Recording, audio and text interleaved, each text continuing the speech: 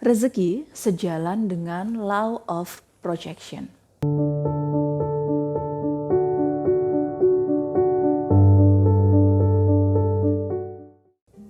Bismillahirrahmanirrahim. Assalamualaikum warahmatullahi wabarakatuh. Alhamdulillah, senang sekali bisa bertemu kembali dengan teman-teman, saudaraku soleh-solehah semuanya yang dirahmati Allah Subhanahu wa taala di channel YouTube Mbak Nur Pakar Kesuksesan. Karena kesuksesan bukan sekedar hanya seberapa kaya kamu, tapi semampu apa kamu membebaskan dirimu dari beban yang selama ini menggelayuti pundakmu.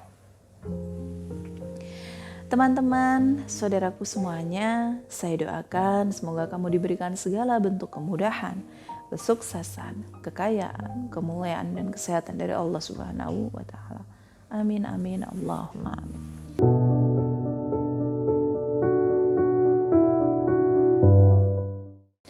Teman-teman, tahukah kamu bahwa rezeki berjalan sejalan dengan law of projection?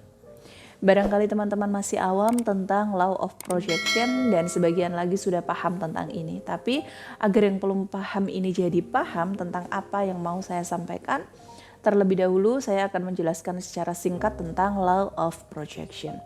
Law of projection adalah hukum proyeksi atau hukum dari proyeksi. Proyeksi itu apa? Secara bahasa, proyeksi adalah bayangan. Namun kalau kita tarik lebih dalam tentang hukum proyeksi adalah apa yang menjadi pikiran kita, itulah yang akan menjadi kenyataan. Itulah yang akan kita proyeksikan menjadi kenyataan, lebih tepatnya begitu. Mbak Nur, apakah benar itu terjadi? Benar. Contoh kecilnya saja. Dari kita kecil sudah terbiasa mendengar orang-orang tua kita atau mbah-mbah kita berkata, jangan keluar surup-surup, nanti digondol wewe gombel. Jangan nangis di luar rumah malam-malam, nanti digondol wewe gombel. Jangan keluar malam-malam, nanti ketemu lolo geni. Jangan ngumpet malam-malam di pohon pisang, nanti ketemu pocong. Jadi yang ada di pikiran kita sekarang ini, hantu ya itu-itu aja. Wewe gombel, pocong, lolo geni, dan sejenisnya. Tapi kenapa di luar negeri nggak ada hantu-hantu seperti yang kita sebutkan tadi? Justru hantu-hantu seperti di Amerika sana itu ada Dracula yang tinggalnya di kastil megah. Di Cina ada hantu namanya vampir, mayat hidup yang pakai pakaian kerajaan, tinggalnya di peti yang bagus. Lalu di Indonesia hantunya tinggal di bantaran kali, di sungai yang keruh, di atas pohon, di dalam hutan, kayak semiskin itu hantu-hantu di Indonesia. Itu karena apa? Karena proyeksi pikiran kita. Kita serap mentah-mentah omongan orang-orang tua kita zaman dulu masuk ke pikiran kita dan terproyeksilah berbagai jenis-jenis hantu itu tadi. Padahal mereka itu jin yang kalau lihat penampakan wujudnya itu seperti pocong, lolo geni, dan wewe gombel karena pikiran kita udah tertanam itu bahwa hantu ya seperti itu. Paham atau ada gambaran setidaknya? Oke, saya tambah contoh lagi supaya teman-teman lebih paham. Ingat film sinetron Orang Ketiga di SCTV atau kalau nggak salah RCTI ya, saya lupa, yang saat itu dibintangi oleh Ronaldo Stockhorst, Naysila Mirdad, dan Marshanda. Sinetron itu dulu laris banget ditonton ibu-ibu jam 10 malam kalau nggak salah tayangnya. Atau drama Korea A What of the Married Couple yang menceritakan tentang perselingkuhan para suami.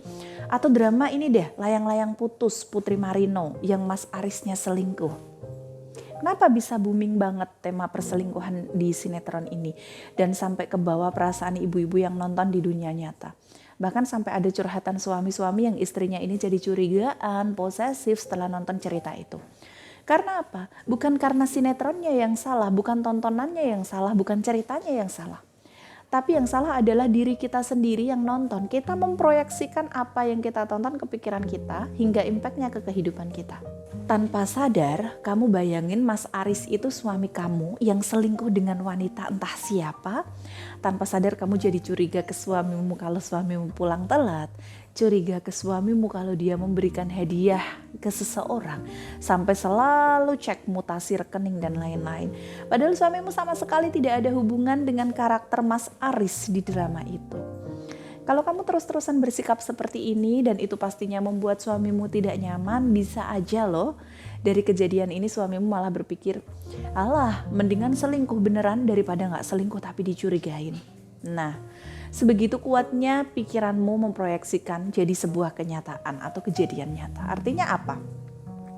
Artinya mulai sekarang kamu hanya harus berpikir yang baik-baik saja. Misalnya kamu berutang nih ya, misalnya kamu punya utang, pikirkan saja bahwa utang itu adalah amanah.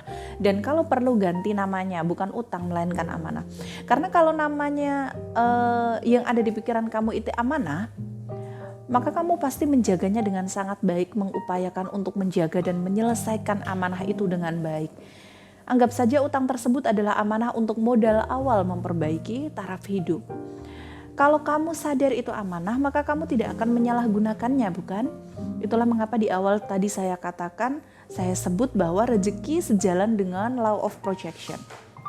Atau misalnya, kamu sudah sebulan istiqomah zikir tapi uangmu belum baik. Jangan bersuudzon, tapi berpikirlah positif karena rezeki bukan hanya uang.